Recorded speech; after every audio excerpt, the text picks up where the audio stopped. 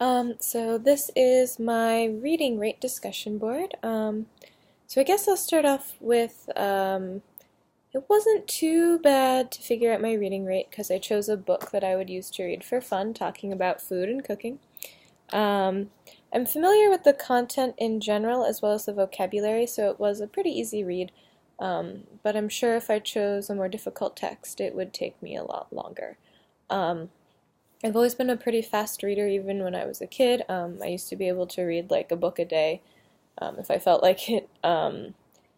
But my reading speed for this book was 510 words per minute.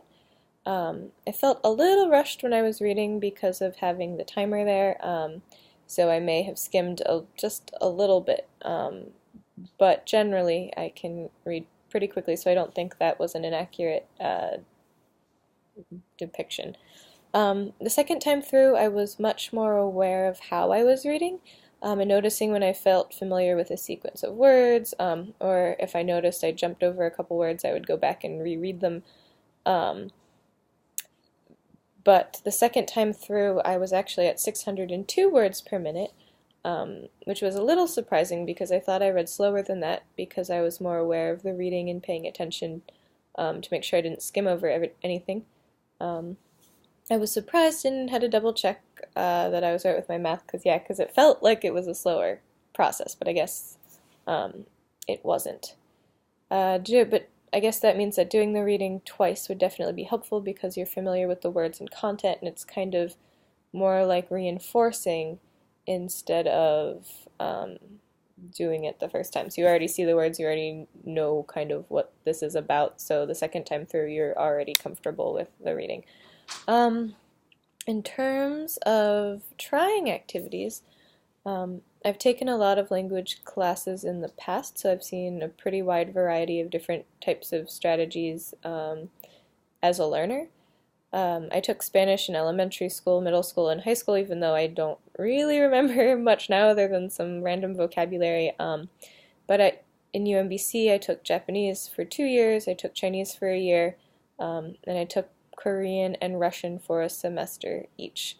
And then I also studied Japanese for the year in Japan, so I've seen like a lot of different classes, speaking classes, listening classes, grammar classes, reading classes, and the different strategies that the different teachers used. Some stuck out to me, and because I felt they were effective as a learner, I end up adopting the ones that I felt were really helpful in my own classes. Um, so a lot of the activities that I choose, I have used myself as a learner, either in class or outside of class, practicing. Um, and I guess, so I guess the short answer to all of that is, yeah, I usually have done the activities I assign in class in the past. Sometimes they're more recent. If I find something new, I'll give it a try for studying Japanese, and if I feel like it's helpful, then oftentimes I'll introduce it to my class. Um, and I have some of my favorite activities that I do in class are ones that I've used before that I felt were really awesome. So I kind of adopted them and adapted them to my, my class and the time that I have. Um, the only difference I have sometimes I think is timing. I know how long it takes me to do an activity, but that doesn't necessarily mean it will take my students that long. So a lot of times I just need to make sure that I'm aware of how long I think it will take everybody to do, because doing it alone is not the same as teaching it and asking students to do it for you, or walking around through the classroom helping them if they have questions and stuff.